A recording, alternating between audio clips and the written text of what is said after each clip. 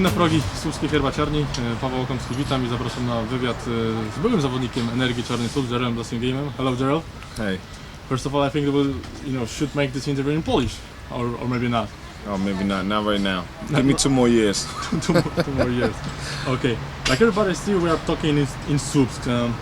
I think this town is important place in your life. Yeah, it had a big significance in my career. I met a special girl here as well. It allowed me to get to where I needed to go, and my heart is always here with this city. What did you say when your agent a couple years ago showed you offer from Czarnych Słup? Did you remember this moment? Yeah, I remember. I was actually thinking of going some elsewhere until I actually spoke with Coach Midas, and he explained some things to me that was good. With telling me I will have a big opportunity to play another level if I play well at this team, and he was right, and it gave me opportunity to move on to Psycho, and now. That season, I think, was for you crucial for many reasons. Did you agree with that? Yeah, I do. I really feel like winning at third place, and sticking with the team, and the adversity that we had with Cam getting hurt, with the great start that we had, and we made some noise. We made people respect us in Poland, and they didn't expect that, so it turned out to be very big. What was, in your opinion, the most important thing that Czarny won this bronze medal? Coach, maybe players, maybe this team spirit in the locker room? I think it was a combination of a lot of things, but I will always tip my hat to the coach. Coach Midas was a great coach as far as the X and O's. He kept this calmness about him, and it showed in the team. He was hard nosed, but we was able to understand his vision, and we was able to put it out on the court, and we also got along very well as a team. If Cameron Bannerman didn't have this injured, in your opinion, maybe Czarny will win something more? I think it's all possible. Cam is a very good player. We was fortunate to get the bronze medal, but we was going against a tough team. Psycho is a very good team. They was very good at that moment too. Who knows what would have happened, but I'm sure that our chances would have been much higher. You played with Cameron Bannerman and Brian Davis. Everybody was thinking that those players would step up and maybe play on a higher level, but that's you. Yeah. But life created other story. That you went up. How could you explain it? I'm a basketball player at the end of the day, and I'm a leader, and I don't take nothing away from them guys, but the reason why the team went the way it went is because the coach gave me the keys to drive the team. So if anybody that knows basketball, like Thomas Processor said, he's seen something in me that I had that the other players didn't have, and that's the quality to lead a team, to put the team first. And I averaged 6-7 assists, 13 points. I can score the ball. So, I tip my hat for, and I'm very thankful that somebody recognized things besides just the dunking ability that people play. If you know basketball, you understand that it's more than just dunking the ball and scoring the ball. Maybe it's like this, that you're like a wine. This is true. I do say that. I got better with time. My age as I got older, and they always say the older you get as a point guard, you start to understand the game more, and I think that's true. Hey, for sure, EuroLeague is not NBA, but it's still very high level. So did some kind of your basketball dream come true? Honestly, I never dreamed. I just had expectations. I wanted to play at the highest level that I could. I always felt that I can play at a high level. And it's about people giving you an opportunity. It's not just up to you. If you keep doing the things you need to do and stay on track, then it will come true. But, as far as dreaming, saying this, of course, as a basketball player, you want to play in the NBA. But when you're in Europe, you understand that it's the next best thing. So to play in the EuroLeague was, I can say it was a dream come true. So you always understand your skills, your body, and you're not all the time dreaming about NBA or something high goals. No, It's I not understand myself and I can play this game. You know, if you give me an opportunity, if the coach give you the ball and say, I'm gonna let you play the way you want to play, I think I have good chances of being successful. In Procom you played with Donatas Motiejunas, and very often that you passed him the last ball. Are you really bit proud that when you're watching him in Rocket jersey this season, you're really proud of yourself? Of course I am. I'm proud of him. You know, he's a young kid, and how can you say it? It's always doubt. People doubt you, doubt your skills, and people don't want to see you be successful. And when it's like that, you know, to prove people wrong, like people didn't think I could play at the high level. They thought Cameron and Brian Davis was going to be the best player from China, and et cetera, and they doubt you. And that's something to live for. As a player, you get driven by this. So to see him make it, get a 4-year contract, play for the Rockets, and, you know, I'm happy. I'm just happy for him. But did you think that maybe you create in Charlie Brian Davis, in Procom Donatas Motiejunas, and maybe some other No players? way. Not well. But it's like this. I help. You know, it's just as well as he helped me, I helped him. But create him, Donatas was a bona fide star in the making.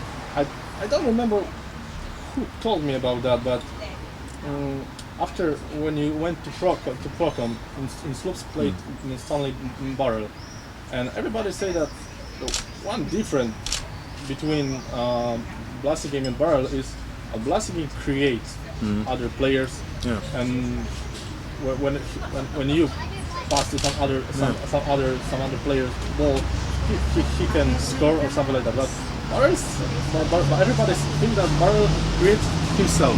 Yeah, this is true. It's just a different styles of play. You know I'm going to make my living by making players better, making their job easier.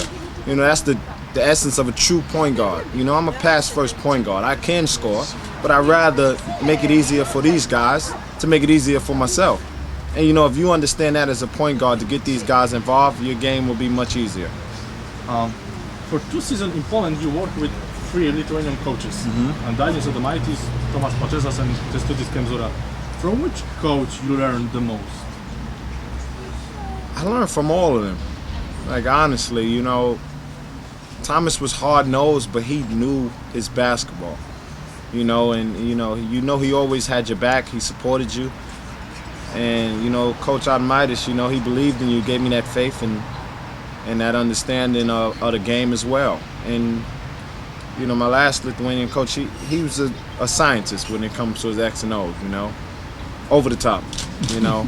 Instead of doing A, he wanted to do A, B, and C. You know, so he was very smart, you know. So, you know, me learning from them guys and understanding patience, and, you know, they all was great coaches. Did Pačesas often shit on you? Of course. This is this is normal. You know, if he don't kill you, it ain't Thomas, right? And, you know, he made me tough, man. He made me tougher. But with Coach Pačesas, the timeouts were the most, I don't know, specific? Yeah, of course it was. You know, sometimes it wasn't even about the play. But he would jump on you and you would understand the point. You know, the thing is, you know, everybody has different coaching styles. You know, his coaching style is straightforward, and you understand that you must do this. If you don't do this, you don't play. And you gain the respect from the players to do what they're supposed to do. This is why Psycho Procom been champion for all these years. It's very important. But many fans see one face of Pačesas on the court when he all the time shooting also some players. But to be honest, he's a very smart guy. Very smart. And knows many about basketball. Know basketball very well. Very well, to the max. He knows basketball. You know, that's what I can say. As much as you hear the screaming and you think he's crazy, he knows his basketball. You stay in Procom for next season, and you had to create a duo with Lucas Koszarek. It didn't look like as Procom fans had expected, right?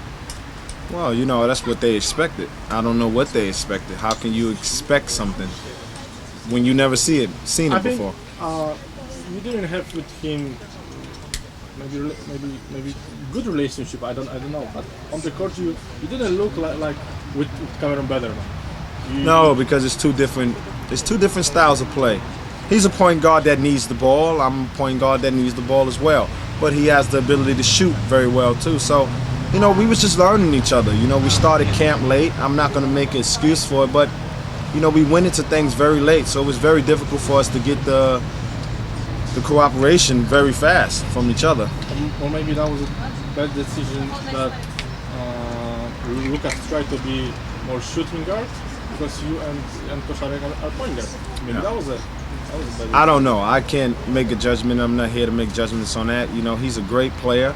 You know, the team and the general managers, they seen something in Lucas and they brought him in to help the team. He did a good job. He did a fairly good job, but I say this at all times. It could have been a little bit different, even though the wins wasn't there, but we was close enough to get 5 wins. Now, if we would have won 5 wins, we wouldn't be here having this conversation right now. Yeah. So we can say that too. Procom has always been famous for great organization for many years. Yeah. But when they started pre-season 2 weeks before the first official game, it couldn't be success. You have some odds against you, but you know, them things are out of my control. You know, we knew they was happening. We knew the team was going through financial problems, and you know, you can say things happened that was out of our control. Procom had financial problems, and you moved to Cibona Zagreb. And that was the one reason why you left Procom. Yeah, it was one of the main reasons I left Procom, because of the financial problems. You know. This team is very professional. You know, they knew what was happening, what was going on, and they spoke to me and gave me the opportunity to go. Fans was very disappointed, and when you left the team, all Procom fans come to the gym with the headband on the game. Did you see that? Yeah, I seen it. And what do you think about that? It made me feel good. You know, that people actually care. People love you and want to see you stay. You know, if I had the opportunity and choice, I wanted to stay.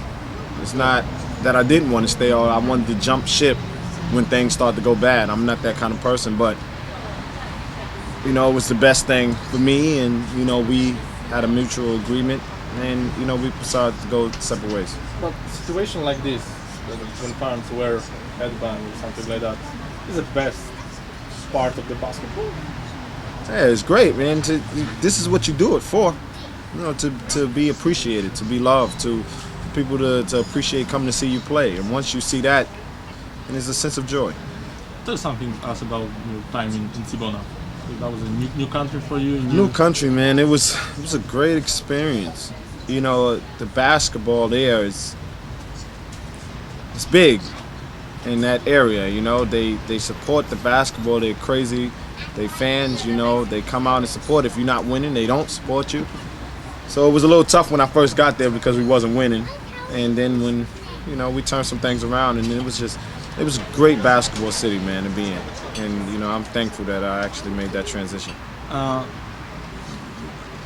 a few weeks, they decided to sign you for next season. And once again, Jerelem Blassingamem showed the best skill. Yeah.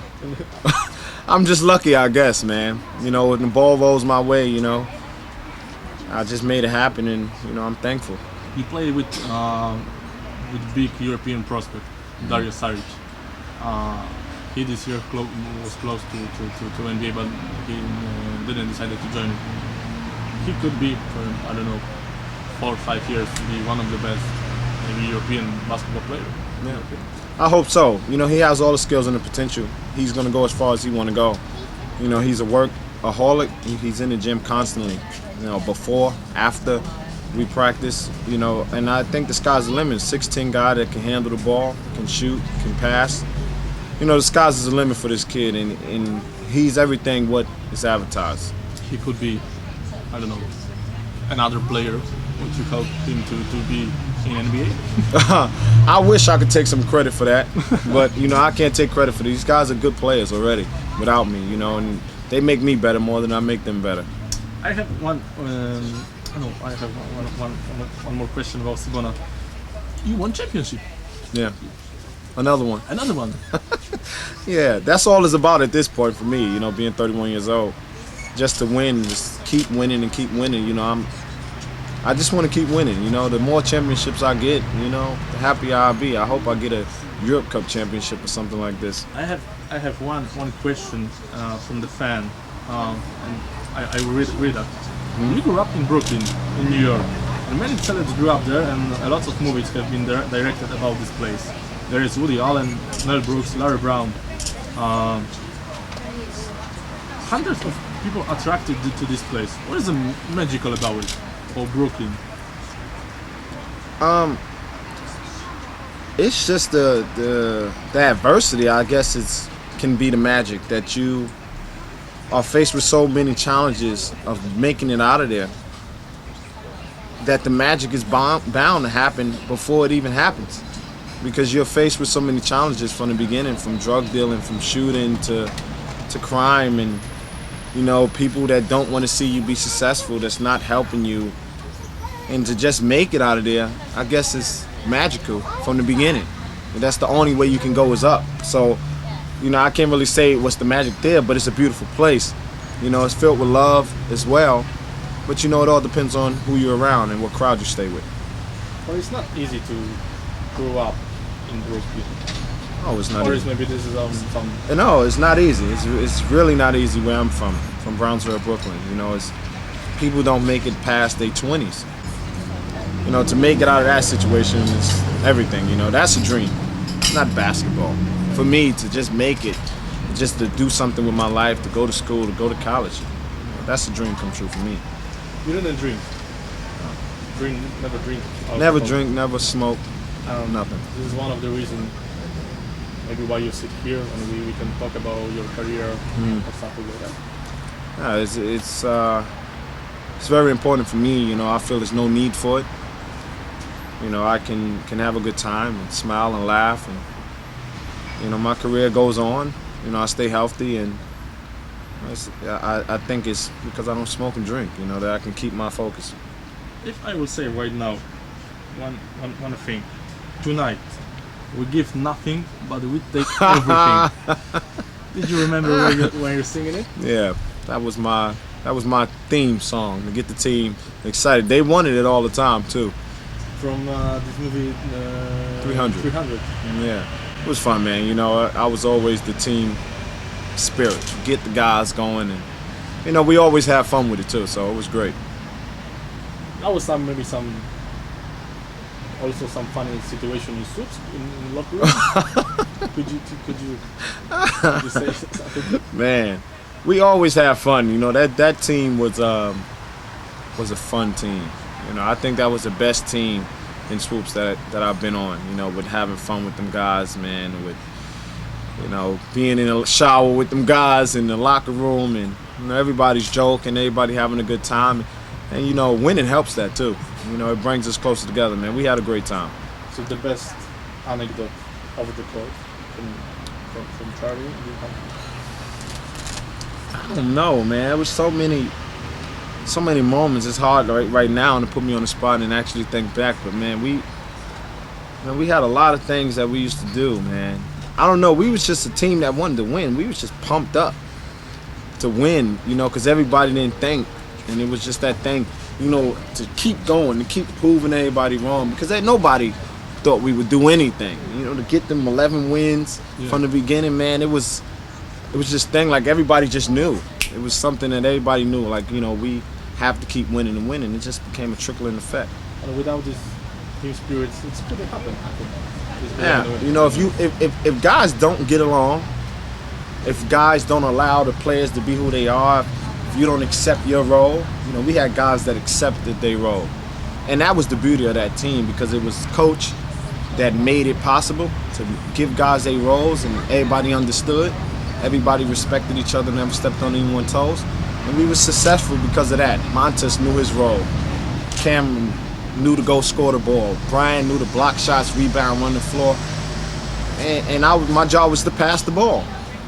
And you know, and it worked out. That's the way it's supposed to be, though. I don't know when, but I remember that you told me that you would like to finish your career in Poland. Yeah. You have one club or just Poland, or doesn't matter? You know, my heart lies with Swoops and with Gdynia, of course. You know, if I could finish my career on one of these teams, sign a 3-4 year deal towards the end of my career, and I would love to do that, especially here, where it started. It would be great, but I'm not going to slam the door on no other teams, of course. If I want to win, if I can be on the best team in Poland at the time, I would take that too. Would you like to have one day Polish passport? I don't, you know what? Early in my career, I actually felt that I needed one to get ahead. I don't feel that way anymore. But to have a Polish passport and be able to stay here and, build a house and, play here, maybe help some kids out, teaching and stuff like that, it'd be great. Are you thinking about that? To one day build him a house? Or maybe it's too early to talk about that? No, it's not too early. No, it's not too early. Not too early. So you know something about it? I know some things. Yeah. You play enough basketball, you make enough money, man, you're in position to do some things. So it's never too early, right? As long as you have the money. Maybe nobody knows about that, but your full name is, one second, Jerelem Blassingamem. Yeah. Some guys knew. Wojtek, I think it was his name. What's his last name? I can't remember. But he knew. He always called me Roman Kashanka. Like he knew my my middle name. He always called me that. I don't know why. Yeah, because one of your nicknames is J Blas. Everybody knows about that. One in Subs for Dido. Yeah. For I don't know, maybe some other players. You were Kashanka. Yeah. Chuki, right? Chuki Puki. Yeah, and we always have fun, man, and making up these things. And they used to call me Chuki Puki and Kashanka. Kashanka. You know what is it? I know what it is. I don't want to say it, but okay. Okay. That's all. I don't know.